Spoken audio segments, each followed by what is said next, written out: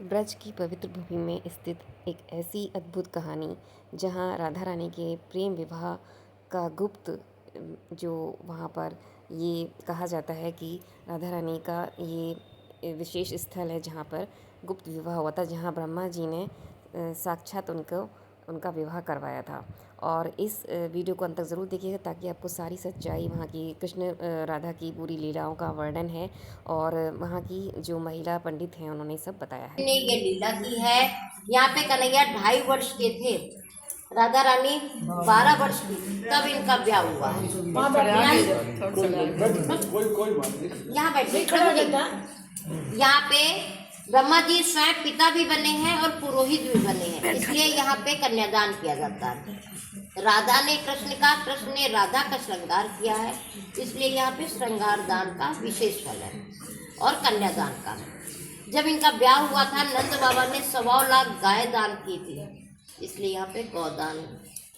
भंडारा, पूरे ब्रह्मांड का भंडारा किया था, तो इस कारण इसका नाम भांडीर बना, इसलिए यहाँ पे भंडारे का भी बहुत महत्व है। दूसरा यहाँ पे है, जिन माताओं बहनों के बच्चों की शादी नहीं होती है, आज भी कलयुग में भी जो यहाँ अरदास लगाते हैं, राधा रानी उनकी मन्नत पूरी करती है। आप लोग आए हो, यहाँ पे कुआं सामने देखना, उसको बेड़कूफ बोलते हैं। सोमवती अमावस वाले दिन उसका पानी आज भी सफ़ेद हो जाता है, पानी का रंग बदल जाता है, दूध जैसा नहीं हो जाता लेकिन पानी का रंग बदल जाता है जब तक अमावस का पर्व पड़ता है। उसमें गौ हत्या दोष निवारण के लिए बंसी से कुइयाँ खोदी थी। आज भी वही माता बहनें स्नान करती जिनके बच्चे नहीं होते हैं, गर्भ खंडित हो जाते हैं, बेटी बेटी होती है, आज भी कलयुग में। और राधा रानी से प्रार्थना करती, राधा रानी उनकी मन्नत पूरी करती। तीसरा, यहाँ अष्ट सखियों ने दुर्वासा मुनि को भोजन कराया भांडीर वन में, और राधा कन्हैया ने और दुर्वासा ऋषि ने मिलकर ठगा है अष्ट सखियों को। ये भी यहाँ पे दाऊ जी ने प्रलंबासुर का वध किया है भांडीर वन में। और राधा रानी और कन्हैया के बीच में मल क्रीड़ा युद्ध यानी कि कबड्डी भांडीर वन में हुआ। दाऊ जी ने प्रलंबासुर का वध किया है। कंस था, उसने आग लगा दी थी, तो कन्हैया ने सारी अग्नि पी गए थे भांडीर वन में। और ये कहानी आपको बताया कि इसे अष्ट सखिया है। तो यहाँ पे पीछे दुर्वासा ऋषि का आश्रम था, बीच में यमुना मैया, अब हमारे खेतों से थोड़ी दूर पे है यमुना मैया। पहले यहाँ बहती थी, जो पेड़ है बंसीवट, और ये एक ही में था। तो यमुना मैया, ये अष्ट सखिया है, दुर्वासा मैया चुप करो,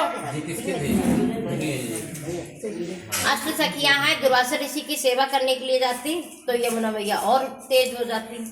तो वो कहती कि बाबा हम तुम्हारी सेवा करने के लिए कैसे आए, यमुना भैया तो हमें रास्ता नहीं देती हैं, हम इंतजार करते रहते। तो वो बोलते कि तुम 56 भोग बना कर लिया ना, और बोल देना कि अगर दुर्वासा ऋषि केवल दूध ही खाते, दूध यानी कि घास, दुर्वासा ऋषि भोजन नहीं करते थे, न कंद फल खाते थे, केवल दूध ही खाते थे। तो कह लगे अगर वो दुर्वासा ऋषि दूध ही खाते हो तो आप रास्ता दे दो। तो यमुना भैया रास्ता दे देती। रात भर बेचारी 56 भोग बनाती, पूरी रात बीत जाती है, सुबह सुबह उनको देती, वो 56 भोग खा जाते दुर्वासा ऋषि। और उधर ही कन्हैया के पास मिलने जब जाना हो रासलीला के लिए, तो कहे कन्हैया हम कैसे मिलने आए, यमुना भैया रास्ता नहीं देती हैं, इसी कारण हम तुमसे मिलने नहीं आ पाते। तो कहे बोल देना कन्हैया अगर बाल ब्रह्मचारी हो तो रास्ता दे दो, तो वो रास्ता दे देती। तो घर आके अष्ट सखिया कहती कि देखो दोनों लोग मिलके हमें कितना ठग रहे हैं। एक तो कह रहे हैं बाल ब्रह्मचारी और 11,108 पटरानियाँ एक बोल रहे हैं, एक कह रहे हैं हम तो केवल दूध ही खाते हैं और रात भर हम लोग सब लोग लगे रहते हैं 56 भोग बनाते हैं। तो ये लीला की है इन्होंने यहाँ पे। अच्छा, यहाँ पे है आते वही जीव है जब भांडीर बिहारी की कृपा होती है, चाहे पशु हो, पक्षी हो, नर हो, जड़ चेतन, कोई भी अवस्था में आए।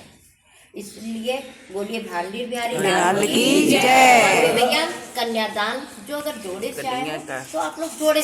तो ये सच आपको जानकर हैरान कर गया हो कि राधा रानी का विवाह भांडीर वन में सच में ही हुआ था और ब्रह्मा जी यहाँ साक्ष्य बने थे और गोपी गोपियाँ भी थे और वहाँ की लीलाओं का वर्णन भी अद्भुत है।